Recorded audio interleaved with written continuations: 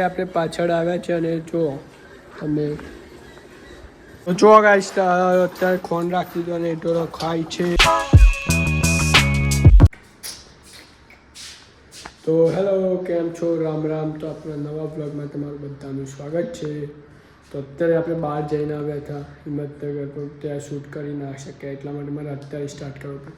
અને આપણે આજે ઘરે છે, રમવા ગયા નહીં, કેમ કે પપ્પા ખેતરમાં ગયા છે અને મમ્મી પાછળ હેર કાઢે છે, એટલા માટે આપણા ઘરે જ છે. આજે તો ઘરેથી શાંતિથી બેઠા છે. તમને બતાવું પાછળનો મારો ભાગ કેવો છે. તો અને અત્યારે હું ઘરમાં બેઠો છું, તો જોઈ શકો તમે મારું ઘરના અંદરનું રૂમ. તો આપણે અત્યારે ઘરમાં બેઠા છીએ અને હું તમને પાછળ જાઉં એક તમને બતાવવા પશુઓ મમ્મી હેર કાઢે છે, એટલા માટે પછી તમને બતાવું. તો કામ પણ કરવું પડશે મારે ભાઈ. તો આપણી લાઈફસ્ટાઈલ ઓરિજિનલ બતાવવાના છે, એટલા માટે સબસ્ક્રાઈબ કરે. આપણે પાછળ આવ્યા છે અને જો તમે હવે પાછળ આવી ગયા છે અને આપણે ખોન પણ પલાળ્યું છે, આ તમે જોઈ શકો છો. દૂધ કાઢ્યા પછી મૂકવું પડશે આ ઢોરોને, ભેરકો અને સાબરદોન. તો આપણે મૂકી દઈએ, પછી તમને એ પણ બતાવીએ આપણે.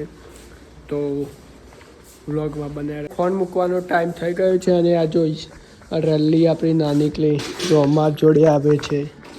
અને જો આ પશુઓ આપણે હેર કટાઈ ગઈ છે. હવે આપણે ફોન રાખવું છે, તો આ બધાને ફોન નહીં રાખીએ બોલે પોયલા જોવો તમે આખા તગારા ભરાઈ ગયા છે પોયલાના. પણ શું કરવાનું હવે, એ બધું ગાલામાં નાખવા જવું પડે છે, એટલા માટે બહુ જ કટે આખલો.